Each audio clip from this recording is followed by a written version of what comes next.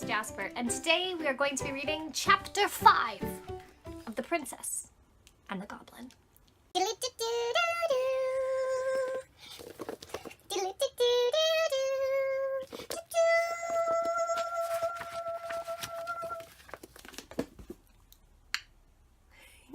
Pairing with today's reading, I will be having a nice flowery cup of coffee.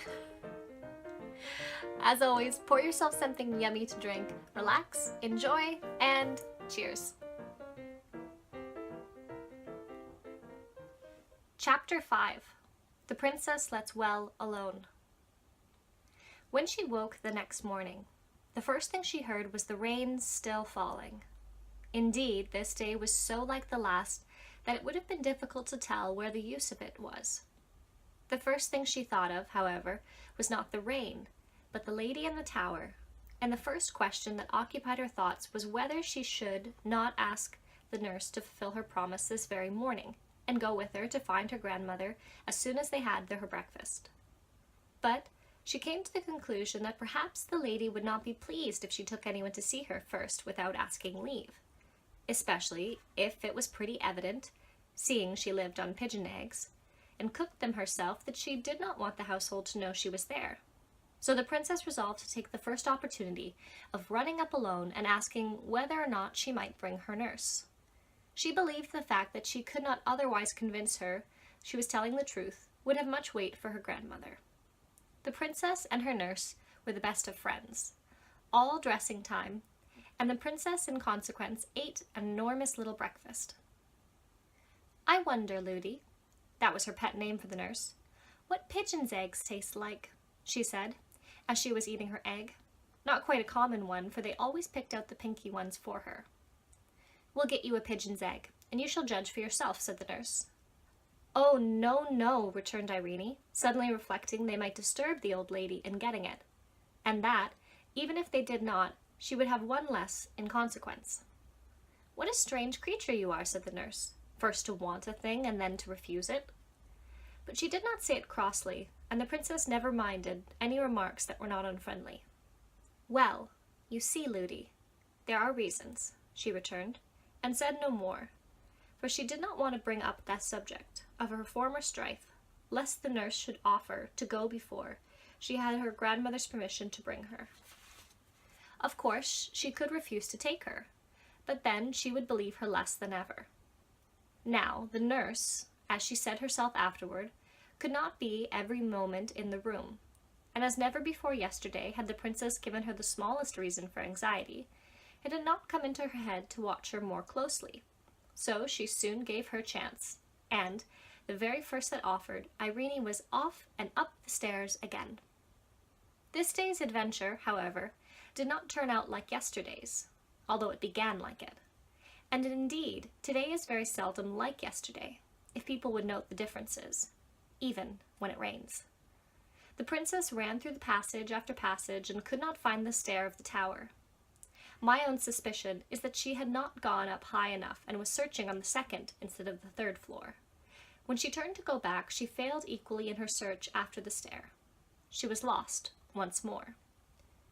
Something made it even worse to bear this time, and it was no wonder that she cried again.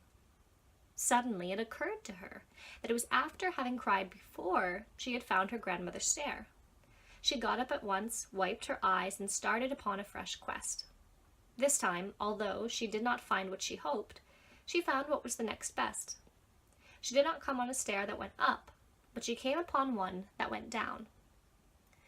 It was evidently not the stair she had come up, yet it was a good deal better than none, so down she went, and was singing merrily before she reached the bottom. There, to her surprise, she found herself in the kitchen. Although she was not allowed to go there alone, her nurse had often taken her, and she was a great favorite with the servants. So there was a general rush for her the moment she appeared, for everyone wanted to have her, and the report of where she was soon reached the nurse's ears. She came at once to fetch her, but she never suspected how she got there, and the princess kept her own counsel. Her failure to find the old lady not only disappointed her, but made her very thoughtful. Sometimes she came almost to the nurse's opinion that she had dreamed all about her. But that fancy never lasted very long. She wondered whether she should ever see her again and thought very sad not to have been able to find her when she particularly wanted to.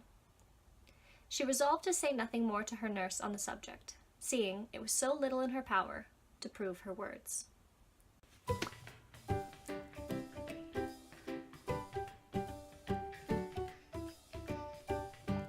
Now, what's special about this chapter is it provides the reader an opportunity to see how the princess thinks. At the beginning, we see her wake up, remember about her grandmother, her great-great-grandmother, and also about Ludi's promise to go with the princess to see her great-great-grandmother. Now, the first thing she wants to do is go see her great-great-grandmother with Ludi. And she could have easily gone up to Ludi and said, "Okay, Ludi, today is the day. You promised that you would go. Let's go." But instead of doing automatically what she wants to do, the princess thinks it through. She remembers how cross Ludi was when she brought up the whole business of her great-great-grandmother before, and considers that bringing it up hastily might prove to be wrong. She understands that if Ludi got upset, even though she made a promise to the princess to go, if she got upset, she might refuse to fulfill her promise. And I think that for a child, that's a fairly keen observation. Secondly, she thinks it might not be wise to bring someone to see her great-great-grandmother without first getting permission from her great-great-grandmother. She remembers about her grandmother living in secret in that place, about living on pigeons and making her own food, that nobody knows she's there, and thinks perhaps the fact that nobody knows she's there is something her great-grandmother may want to keep secret. And again, for a child, this is a sharp observation to make, that by bringing somebody to see her great-grandmother may in fact harm her great-grandmother. And so the princess, who is very young, practices patience. Though at first she is eager, like any child would be, to do what she wants, she rationally considers what she wants to do over what is right to do. Ultimately, what I love about this chapter is that we get insight in how the princess thinks. One which proves to showcase a fairly rational, real, thoughtful princess. As always, I hope whatever you've been drinking has been good, that the conversation and story have been a fair match. Cheers and cheers.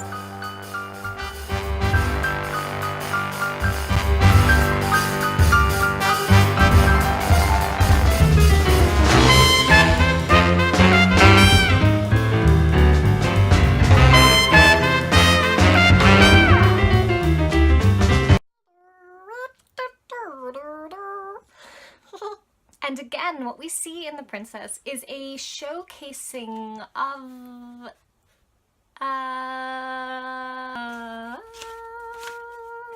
the princess lets well enough alone. Best of friends. And of course, the princess time was breakfast.